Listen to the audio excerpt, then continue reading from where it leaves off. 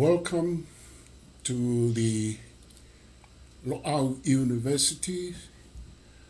Um, Welcome to each and every one of you from different parts of the world. Firstly, I would like to acknowledge the traditional owners, custodians of the land here in Canberra, the Ngunnawal and the Ngāpuhi tribes, and my respect to Her Royal Highness Princess Latu Fuipeka, who is the High Commissioner of Tonga for Australia, living here, and to all lineages, as well as parents, and all of you who are viewing from different parts and will be viewing this program in the future. The program for this afternoon is the ancient Tongan counting system and binary system. And I would like to welcome Professor Dr. Tevita Ka'ili, Mauitavaheako from BYU and the Ma'anangawaihi of Hawaii for this program. And we are always grateful to have you, Mauitavaheako, to share your wisdom and knowledge with us and also worldwide. Without further ado, I'll pass on to you to continue, and then I will join in accordingly. Malo, Professor Mauitavaheako. Yeah. Thank you so much, Professor Dr. Sosiua Laftani, Lo'au Vavanga Kitupua, for another opportunity to converse online on the Lo'au multimedia platform to discuss this important topic as part of Lo'au and World Scholars.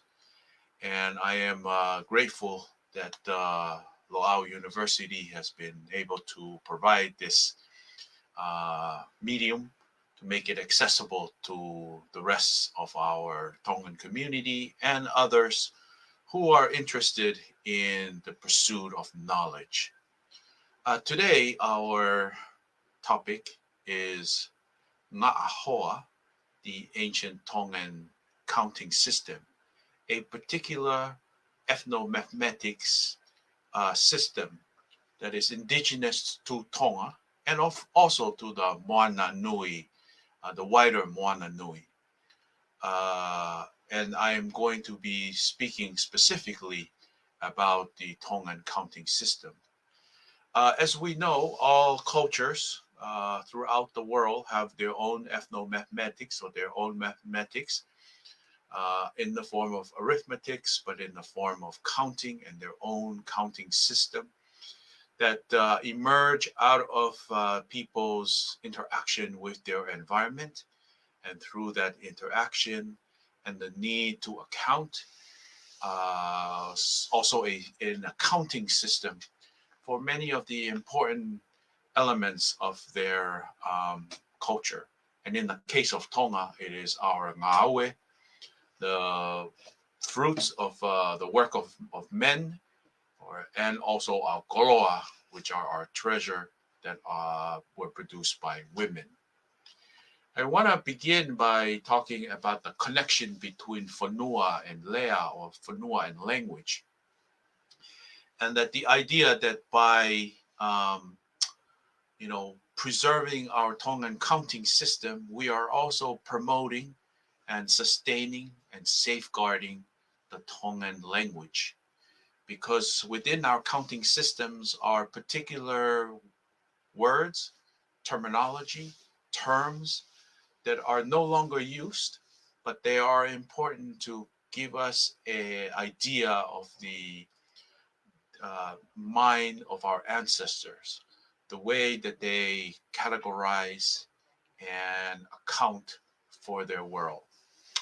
The Tongan ancient accounting system is a base 2 accounting system called ngā hoa or ngā hoa, which is 2 and can be defined as either binary or duality or dyad, which is that when you have two things that creates a hoa, a partner, a dyad, then that's where the number 1 begins.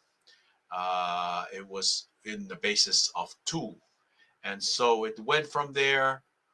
So the first time that you have a hoa, most of the counting system refer to it as ngā hoa. And as you count from there, you basically multiply. So if you say ngā hoa, that would be 1, which is taha ngā hoa.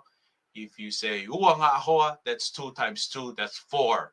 Could be 4 coconut, 4 fruits, whatever elements that you have.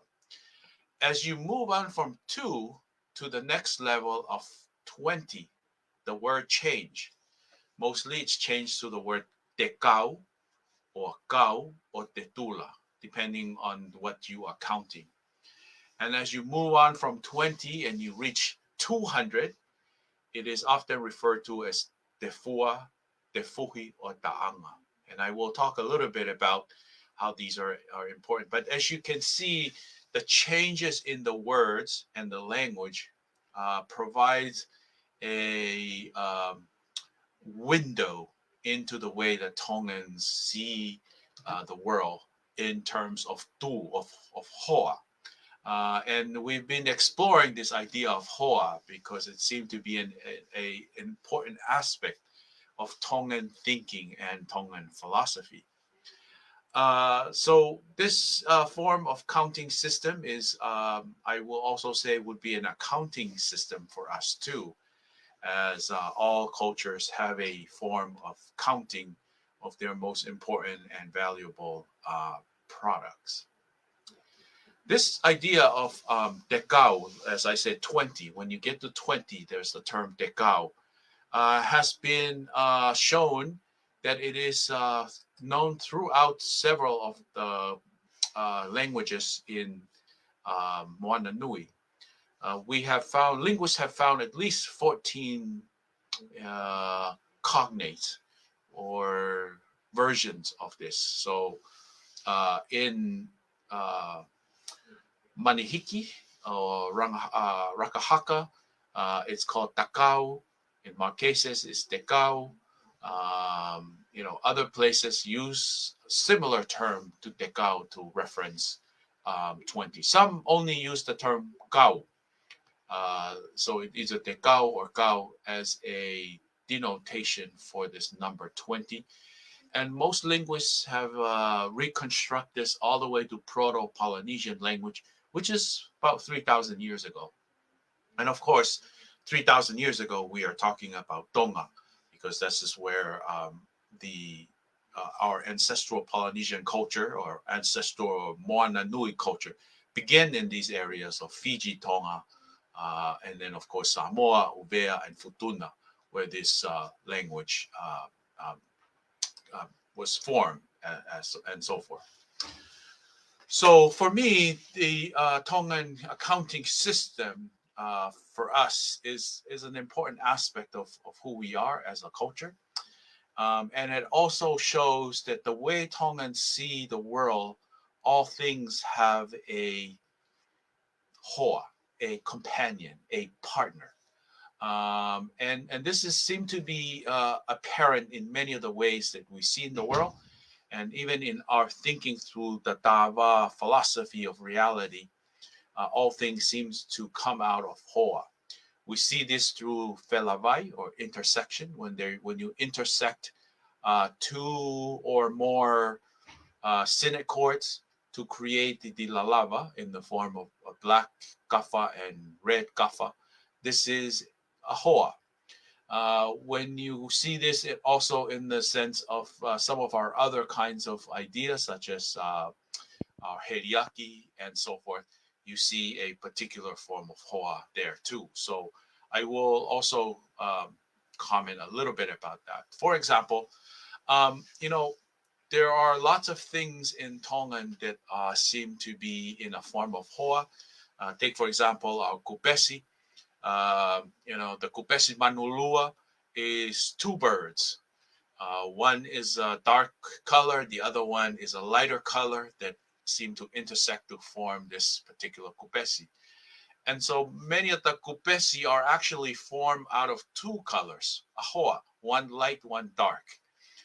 So the idea of hoa seemed to be a deep philosophical idea that we see within the Tongan mind in the way that we conceptualize and think about the world, this idea of hoa and tau hoa. And I have made the argument that heriaki is a form of tau hoa, because in the form of heriaki, you are basically saying that there is a connection between one element and another. For example, in the way that we talk about our sovereign ruler, our monarch, as a la'a, la'a o kuanga honono, the sun of the sixth period. We are comparing the reigning monarch to a sun. There is a hoa there, that the two are connected. We see this when we talk about some of the chiefly males as tawake. They are the hoa of the tawake. So you have a tawake and the chief and the male chief, which often shows up in many of our ta'anga, in our poetry, and so forth. And of course, this seems to be the same with the bird lupe, the dove, and its association with women. So there is a sort of hoa that is happening within the way that we use heriaki, very similar to the way that ngā hoa works. That the oration is showing that there is a connection between the two. We also see this when we do other heriaki, where we talk about the connections of people to certain places. For example, my ancestors are from Koroa, and oftentimes when you talk about Koroa, you use the term ana o hina, or you talk about certain historical or scenic places within the place, within your ancestral place, and you use that as a hoa, a connection to who you are. So instead of using your name and so forth, they are connected in that way. Similar to what the way some of them use for Vaini and Hufangalupe and so forth. The idea that there is a hoa, that the person from that place is connected. They are connected as two elements, or seen as the same. Yeah. And of course, as I said before, Kupesi seems to operate in this way, where you have a lanu mama and a lanu po'uri, which is a lighter color and a darker color, sometimes a red color and a black color. This idea of hoa. And I think the idea of hoa has to do with balance and has to do with symmetry and harmony. That when you have two elements, it has the idea of hoa. It is interesting that when something is a single element, in the Tongan counting system, it's called matelau. It's an interesting, and I maybe Professor Dr. Sosio Laftani, we can explore why this single element is called a matelau. Would be very interesting to almost say that it is not a hoa in the sense of it. And we see this in all the things that we do as far as tatau and tatau as balance. And I think the idea of hoa creates this form of beauty and harmony and so forth. So before I get to the counting system, I wanted to establish that hoa seems to be a fundamental way that Tongans do think about their world through heriaki, through other things such as kupesi. These are artistic expression, artistic device that you see the idea of hoa there.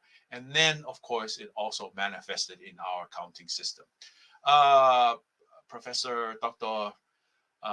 Sosio Laftani, maybe you have some comments to add to our discussion before I actually get to the counting system, but just to an exploration, a critical examination of this idea of hoa.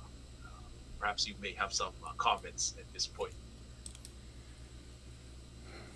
Malo, Professor Mauitavaheako, and I'm very impressed with its difference when we talked in Tongan last 2 weeks ago, and now we talk in English, and I'm very impressed because I can see new things coming up or coming out from your talk, and but I would like there are various fundamental or issues of great importance to explore more, but I would just like to start with Ka'ili with some assumptions or some focus or a focus on why and how they give names to this counting system to different numbers. When you go from zero, from Noah, or to one, as you said, Matelau.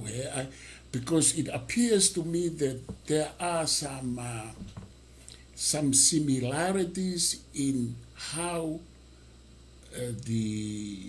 let's say Western culture, how they name their counting system with us. When we go from 0 to 1, 1 to 9, if we take the Western system, 0 to 9, it's under decimal, the system of decimal. From 0 to 1, it's under binary system. But what I'm trying here to say, firstly, I'm impressed and also wonder in the Tongan context how and why they put names to numbers, not only numbers in general, from Tahau Atolfa, Noa Tahau Atolfa, Nimanofit, but also different words to some of the numbers in according to how they are being categorized in nature, in tokanga, in whalehanga, among women, works, men's work out there in the ocean. Because I was thinking after our talk about some words. I don't know why they change names. When they count, let's say, fish, some are different in names from counting coconut. The basics are there. The basics are there, but I'm very. Firstly, I'm impressed, and I would like to just add in maybe one or two ideas regarding how they name the naming of numbers. Let it put this way. Matelau, Matelau tekau, nga ahoa, nga, hoa is pair, nga is crying, is to cry, like ngafa. I mean, that's my interpretation. Nga, when it's a word for crying, or to cry, nga. So we have nga or ngafa, and we go from nga to nga, and we have here nga ahoa, which nga and nga, there's not much difference. Like one is the corruption of the other.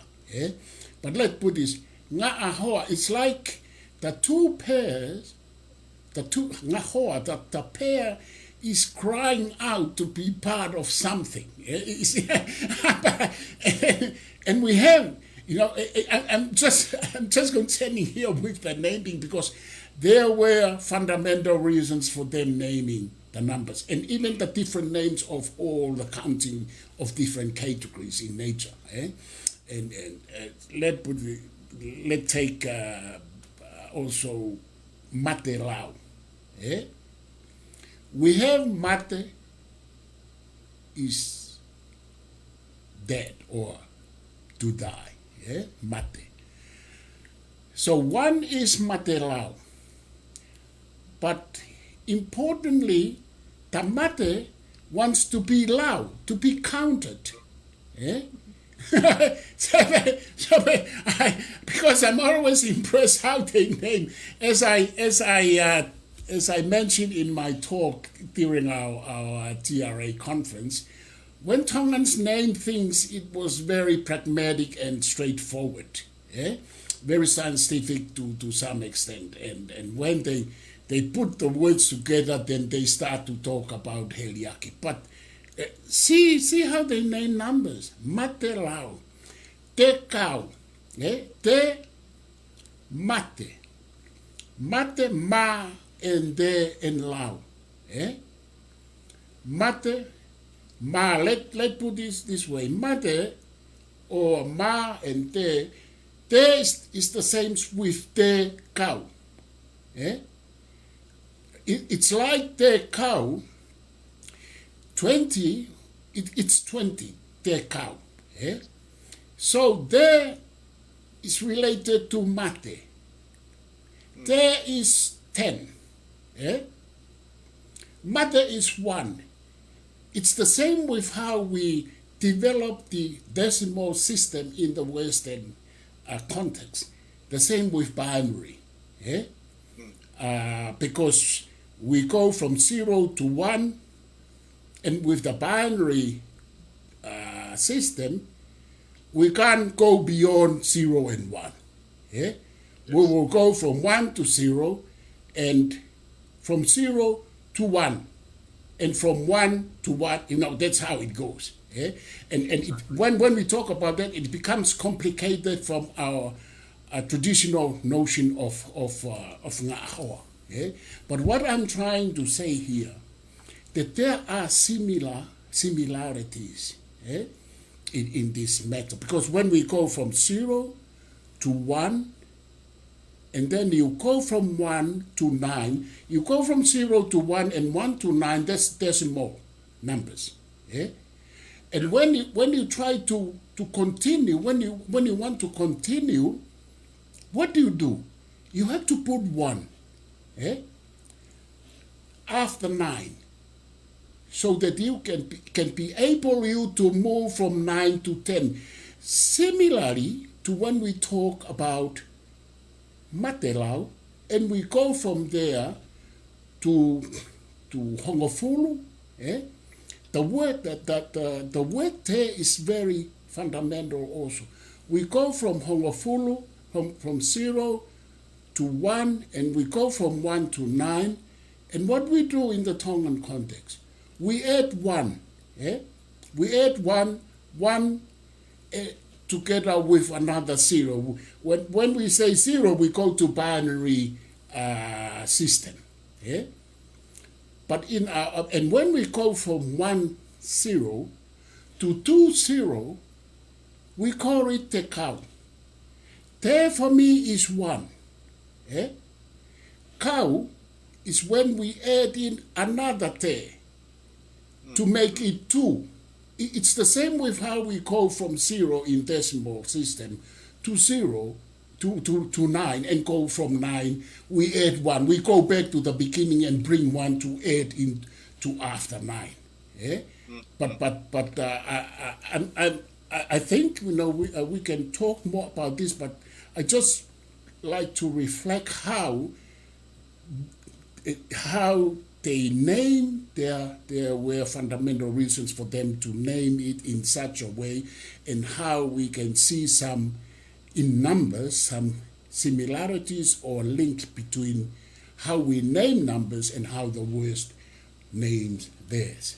And how we bring in 1 and 0, and how they bring in 1 and 0 in decimal point or in binary, and how we bring in 2 and 0 when we get to 20, because it's 2 1 1 1 and another 0 we got take out. But I'll pass on to you to continue to the count. See, but that's in addition, I would like to share regarding how they name. How they name is very fundamental, very important for me because I believe that they name it for logical and mathematical reasons. Yeah? Both logical. In our case, I'm talking about our case. Yeah? But please continue, Professor Mauitavaheako. Thank you so much, Professor.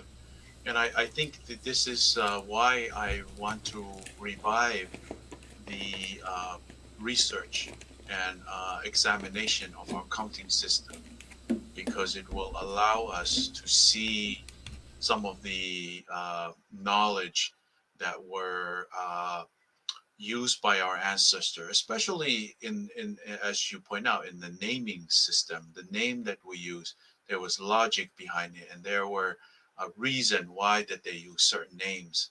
Um, and I think that's a whole nother research to just to sit and explore and unpack the deep meaning of the names, to be able to see the way that it connects to our counting system. So let me begin by one of the most important elements that we count was new coconut. So I'll start with the counting of coconut because uh, coconut is something that we have abundance of in the islands. We have an abundance of new in the island. So we needed a counting system to be able to handle the massive amount of coconut in the island. And you can also see that this would be the reason with fishes too. But let's begin with new. New, one, when you count new, the first one is for new etaha or matelau. We talked about matelau, right? When you go to two coconut, tawa new. This is the way that we use. We may have used nga'ahoa here, but I see that the term tawa new was the way that was used. Four coconut would be tawa new eua, so that's 2 times 2 to equal to 4. 10 tawa new and nima, so that's the case, and so forth. Or if you have a, let's say, a odd number like 17, it will be tawa niwe valu mo matelau. So you got 16, yeah, tawa niwe valu, which is 8 times 2, right? 16 mo matelau and 1 to make the 17. So perhaps maybe this will help us as we continue, and especially your analysis, Professor Dr. Laftani, in sort of unpacking the name here. And then, of course, when we arrive at 20 coconuts, 20 new, that was tekau. And then from there, we begin to do the doubling from there. So if you have 22 coconuts, tekau, mo tawa new etaha. So, tawa new etaha would be the 2. Of course, tekau is the 20, and that's how you add it up to do that. All the way up to when you get to 40, that's wangakau, basically 20 times 2 to get the 40.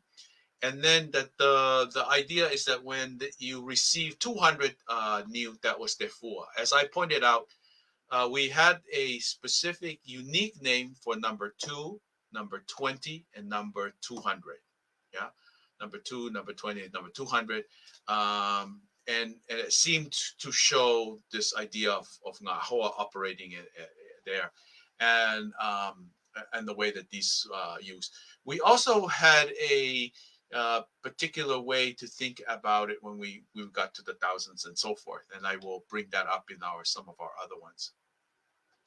This idea of tefua as 200, I spoke about this before, is that this is a very important term, tefua, and maybe Professor, you might have a way of unpacking tefua, but we have Tongan proverbs such as tefua wakalautala, or words such as mau tefua malaeni, to mean that oftentimes we just think of tefua to means a gathering of so many things. But I think in Tongan it was much more specific. Because When you use tefua. Yeah, Yes. the four, Professor Mauitavaheako, is also one. That's another interesting point. Yeah? Mm, mm, And I think we have this word ulu tefua. Is yeah. is the head of the family or only one child? We call it koitama si ulu tefua foketama. Mm, yes. No siblings. Eh? So therefore also is in this context of child, of one child, is the combination of two of the parents, one and two, and they didn't produce more than one, but just one, and it's called tefua. So it can also mean two or more coming together to form one. Yeah? And it comes again to the reason that you have explained. Yeah? The gathering of many and become one, we call it tefua, coming together and become one. Very important concept, idea. Yeah? It's the multitude of things become one.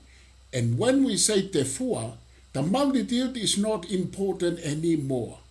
It's the one, it's the tefua. But I'm impressed when you with the 200. Eh? When we get to 200 in counting coconuts, we say tefua. Eh? So we have to work out why they call tefua. Eh? Exactly. And it seems maybe because of the two senses that we share, we talk about, maybe it's 100 and 100 together become one. Because it shouldn't call tefua, the 200. Yeah? It's like it contradicts with the system. Yeah? It should be called something else because we go to tekau. But the pattern of things, tekau, and then we'll go from there to teau, and then, yeah, tefua. So the cow, anyway, I'll get back to it. It's becoming complicated as I try to explain more. No, this is why I wanted to share this and to have your analysis and your comments, because it's also helping me to think about the complexity of our ancestors' way of thinking about Yeah, these large because, numbers. Mauitavaheako, you mentioned about our mathematicians, our Mm, mathematicians like Dr. Robin Havea and Tuipulotu. I think if they really look into it, what we are trying here to talk about, it's going to be more interesting for them. Because there are similarities there, mathematically speaking. It's not just nga'ahoa and counting, the whatever out there, but there are reasons, mathematical and logical reasons behind. Yeah. Because I remember you mentioned why are mathematicians.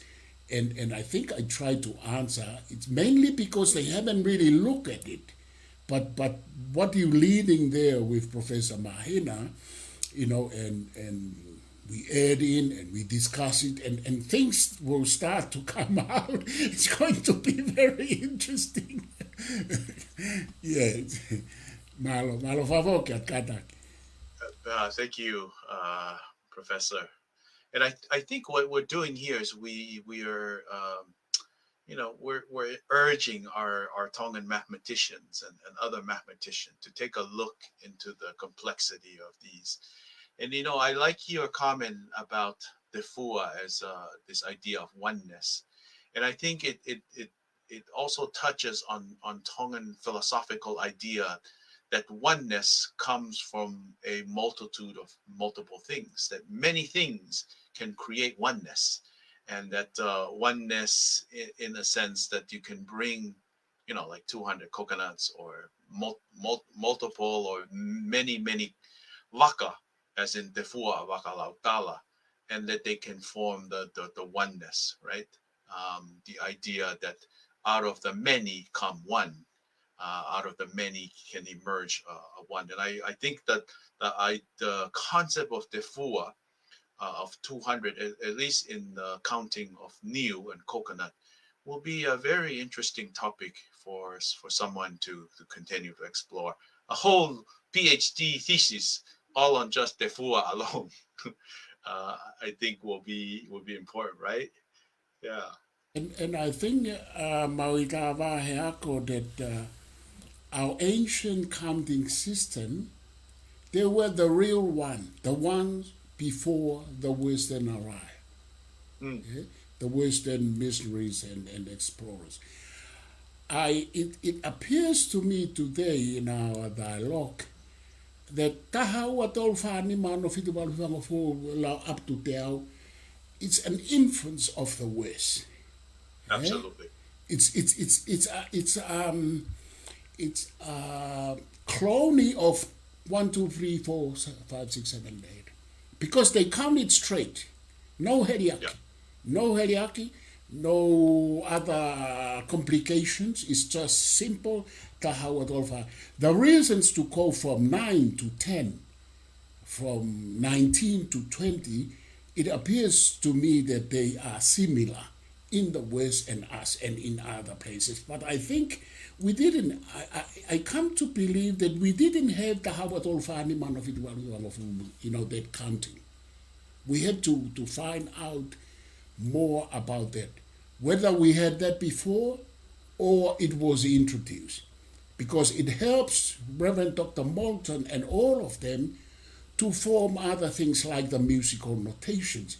mm, In order for them to do things like creating the musical notations, they can't use the cow and the fua and the furi and all these things. They have to make one cow of anima no fitu. While we were full up to 1,000. It's very interesting. well, I think you're raising an important question there to ask about the influence of the Western decimal system. The counting Because is that's then the based, decimal systems, yes, certainly. yes, the counting in the base 10 in decimal system, and the way that may have influenced the way that we are now counting. Um, and what we're trying to do here is to go back to our ancient counting system to see what are other elements that we can see, and then come to how that can help us even in today's world. Um, the other one that I want to point out is the counting of ao. This is the sugarcane um, thatch leaves, right? Because ao was important material for the building of the Tongan fale, and so there had to be a way to count the ao. Now, as far as the ao counting is very similar to the way coconut. So two ao was tahanga ahoa, four was huanga ahoa, and so forth. But when it got to 20, it wasn't called tekau, it was called tetula. So tetula, here's another one, Professor. Can Dr. can you repeat it again? When It's it goes tetula. from one.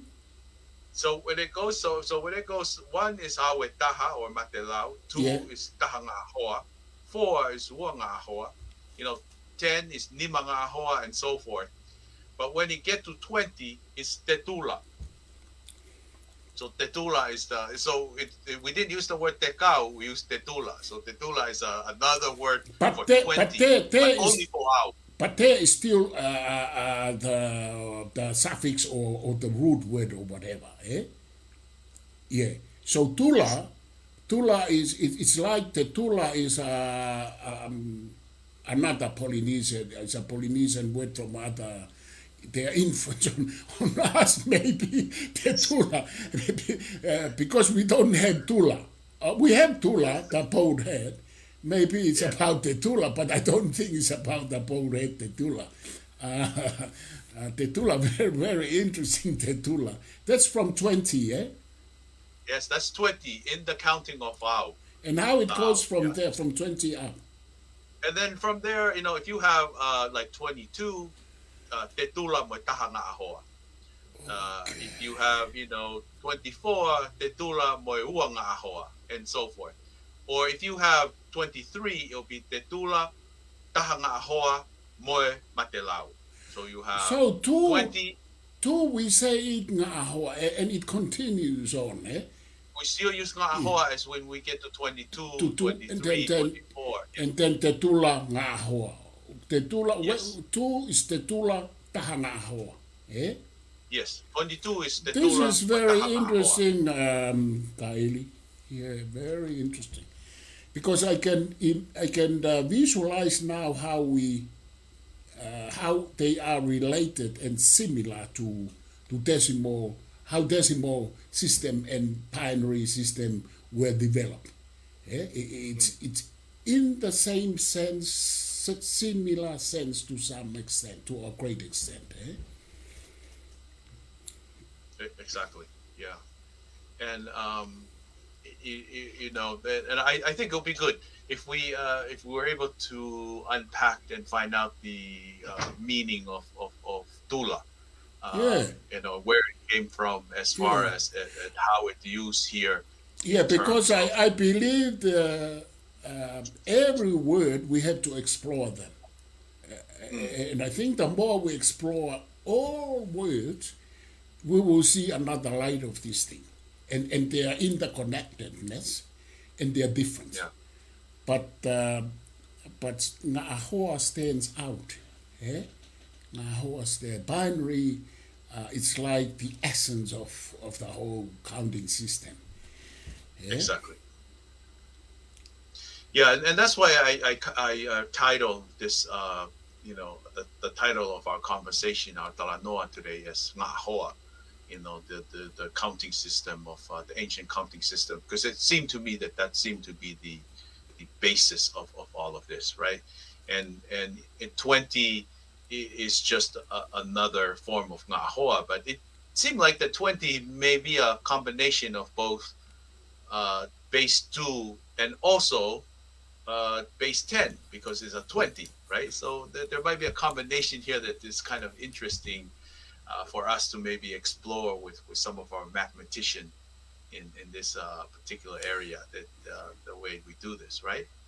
Yeah, because it appears to me like what I said before, that taha, it's very Western. Taha ua tolu wha ni maono fitu walu hongofulu 10 wanoa. They just name them directly to 20, to 10 in English, to 30, instead 30 tolu noa. Yeah? And that's why I come now to believe that a pure Western influence on us is just an imitation, a clone of how they count. Yeah? But ours, because I remember Ka'ili, a lot of old people, and when I was young, I used to follow, you know, uncles, and they and hear them talking. They talk in the old counting system. Yes. They always talk in the old counting system. They count, you know, one of my second cousin, he's older, he's about 90 years old, but he's in Tongan, he's still alive. He's a knowledgeable person, you know, about things like this. And the way he talks and he counts things, he uses traditional, when he counts things. Never with Tata Howard or Faniman. And I think something to add into our English week. Like what, not only what you're doing is to remind and to bring into, you know, consideration the importance of consistent, but also to correct that the Tahawatol Faniman was a Western influence on our counting system. Yes. And yeah, I mean, this is you know, something for us to think about. I see that the 40 was uangotula. Uangotula was the way that 40 was. So it could continue on to sort of base it on the tula. uh, Oh. and so forth, right? Um, and there was seem to be uh, based on Ngahoa up to a point, and then from then it move on to Tetula as the base to move on and so forth. So it'd be quite the counting system Because to. I have the feeling, Ka'ili, that because how, how to use how for houses. I'm not sure whether it's an ancient knowledge in Tonga or was introduced. Eh? Mm, mm, To. Eh? yeah. It appears in the story of Kava that the Tor was probably introduced together with the Kava from Pulotu. Mm, Eh? yeah. And it appears to me now, that's the feeling now, that the Tula, maybe it's, how, I mean, the counting of how, maybe it came together with Tor from and Mm, maybe before or during the Kawa from Pulotu, because that's the place of Tor fishing. exactly. And Kawa in Melanesia, in Kawa, especially Mm, Vanuatu, where Kate yeah. told us here that there are about 100 different types of kava in Vanuatu. We only have 9 in Tonga. Eh? Yeah. So that's part of Pulotu also. Eh? But because the Tula, we have to find out maybe it's a Fijian term. Mm, You know, mm, yeah. so it's called from Tetula to Ngatula, Ngotula. Yeah. Uangotula. Uangotula would be the 40. So that's two tetula, right? You know, Uangotula. very interesting how we go from Nga to Ngo. Eh? Oh yes, yes, yes. How come? How come they changed Nga to Ngo? Why not just Ngatula? Eh? Maybe the Yeah, yeah, sounds it doesn't sound okay. Ngo goes together yeah. with Tula. See how smart they were. Exactly. Or perhaps we know that the O and the A sound sometimes change. That the A sound seems to be an older sound, and then the old, such as fanua and fonua, right? We still hold on to the fanua word in the older sense, but the fonua seems to be a newer way of thinking. So there might be something like that in the change of the language over time with this. So that's the how. The Ika, same as the other one with Tahanga Ahoa for 2 and so forth, and 20 Kawika. So Kawika was the way that we, instead of Tekau Wika, we call it Kawika, and that's the term that we use for 20, and so forth. Um, there were actually two ways that Ika was counted, and I'm sure maybe you have come across this, but there was one was mata as for taha, and then two was uanga mata. 4 was fanga mata, and so forth, and then that was another way that we actually count fish in Tonga. Um, the other ones that I wanted to just kind of share with us is the counting of tutu. Tutu was also another one that was count. 2 was tahangahoa, 20 was tekau, and this is the thing that I noticed about the counting of tutu. When it got to 100, 200 tutu, it was called taanga. Taanga tutu e taha. So 200 was taanga.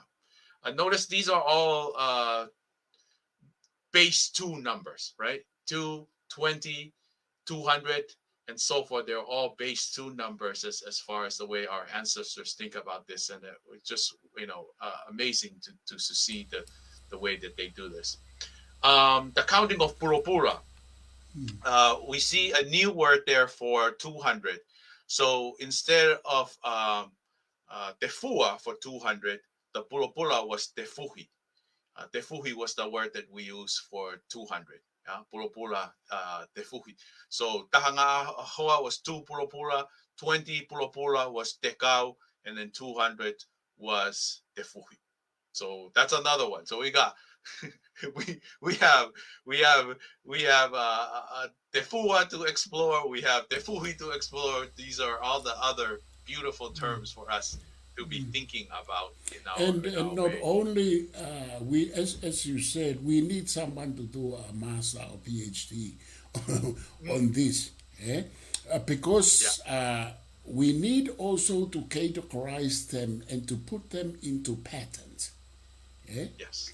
And see which counting is closer in naming to one to the others and so forth, which one is totally different from the others in some or great aspects, because by doing so we will know which one that, let's say, originally or mostly Tongan in Mm, in form or in contents, whatever. Eh? And we will know, like the how. The how sounds, a lot of words there seems to be introduced. I mean, everything, a lot of things were introduced, but we introduce and then mold them and develop them exactly. into our own. Eh? So, but there are some like ngotula and tetula. We never used it in our language. Eh? Even in normal talk or any functions, no one uses ngotula and tetula because it sounds weird. It's Yeah. not a common. It's not common words for us to use in any way. So we had to question why. Eh? Why? Because a lot of those words can be relate or can be used in other ways of life. Exactly. Exactly. And I did talk about Kawika and its importance, and then in our Tongan conversation, we started to unpack the meaning of the Kupeshikawikalilo. Uh, the idea is that the Kawikalilo is talking about fishes in either 20 or multiplicity of them in 20 that are either concealed or hidden in the way that the pattern is seen. The it's it the the Kawika is such a beautiful kupesi and very complex in the way that it's done. But now we can hear that the number is also referencing in terms of 20 and so forth. And I remember that in our last Talanoa in Tongan, you also talked about where the Kawika Lilo seemed to be a pattern to one of our clans in Tonga and Yeah, so forth. Kawika itself is the normal Kawika, the 20. Yeah? Yes. But Lilo is about Kawika Lilo and the Kupesi with the 10 10, and then there's a 1 Ika on the top. That's the Kawika Lilo. Mm-hmm. Eh? Yeah, It's yeah. about Havea Madaere when he was born in Vavao. And I think I'll bring, because of the time, um, I can maybe in our other talk about the Kupesi, I can bring, because the Lilo comes from there. There's no such thing as Kawika Lilo. It's from when he was born. He was growing up there, and and the so I'm just trying to remember the cave, the Anaika in Mabau, where in the place, in the story. I remember the story, but the names of the place and the cave in Mabau. That's how we got the Kawik, because that's with Havea Lahi and both Havea, that's our Kupesi, the Kawika Lilo. Okay? And on the entrance to our house, to our house in Pahu, it's a Kawikalilo on the top. Mm, Yeah? With other kupesi, we have the manlua in one of the posts, some of the posts, and manulua, the patatuitonga, but the entrance is the Kawikalilo. That's the kupesi of the Haavela. Yeah? And it's very important, the Kawikalilo for us. Yeah? And not all people in Haavela know about the Kawikalilo. Yeah, but I'll pass on to you, Ka'ili, to continue and to conclude our talk here. yeah. Thank you, Professor Dr. Lafitani. You know, and that's basically what I wanted to share about our counting system, our ancient counting system, and the wisdom and logic that is based on this base 2 number of nga'ahoa, which is then marked in when we get to 20 and also 200 and so forth. And I think that's an important area for us to maybe continue to explore and to see where we're at. And last time we ended with talking about that even large numbers such as a million or a billion and so forth can still be accounted for through our counting system because you just double it. And even though it seemed like at one point we thought that kilo would be the highest number, but you can see that just by doubling and working with the kilo, you can get to the million and billion in our counting system. I did talk about kilua as a possible term to refer to some of these other numbers beyond kilo. Probably a reference to million and so forth. So that is what I have for you, Lo'au University, and all our audience. I want to thank you for spending the time and investing that time to talk about this, and especially to you, Professor Dr. Sosua Laftani, Lo'au Mavanga Kitupua, for making it possible for us to share our knowledge through the Lo'au platform and to be able to maybe begin the conversation to urge some of our mathematicians and some of our Tongans to take a look at some of these important koloa of ours that have been passed down to us by our ancestors, part of our their tukutuku laumea that they've given to us for us. And with that, thank you all for joining and being part of the conversation today. And I pass it back to you, Professor. Malo Alvito, Professor Mauitavaheako, and it's always a great pleasure and an honor to have you with your knowledge and wisdom to share with me and the Lao and Tongans and non-Tongans worldwide. There are still things hanging in my mind about the importance of what you have shared, and more things just come into perspective. Like maybe three things I would like to, as I remember them. One, we can continue with the kilo. We can continue with the kilo, and we can use some of our own words when we go from kilo to miliona and miliona to trilliona or whatever. We can use the same principle, the rules of our counting, tangahoa and tekawe, tefua and them. But I think it's something for us, and especially for you, because you spend a lot of time doing this, very important for us to think, and as they say, that's one Absolutely. point. The other one, it's another point is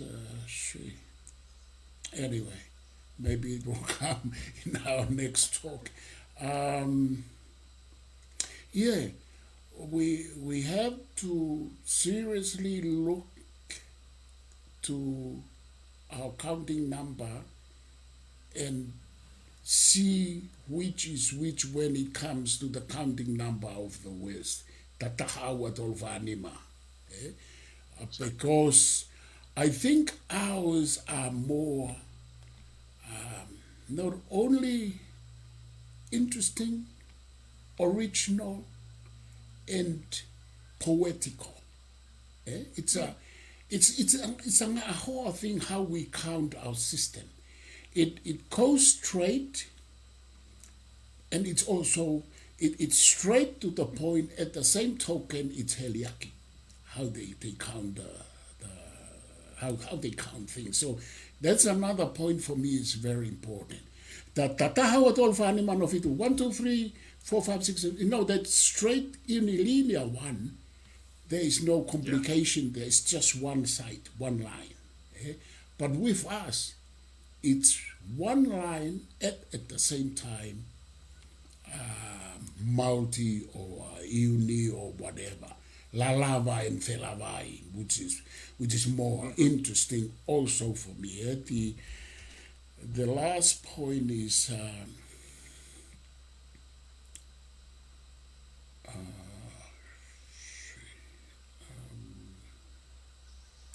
anyway, maybe that's enough. I lost too much excitement. As Buddha said, too much excitement of knowledge. I've forgotten that the third point. Anyway, Whamalo Atu Ka'ili, thank you very much, and thank you to each and every one of you who are watching and will be watching. Malo Aupito, Malo Mumea Mai Ka Mumea. Thank you.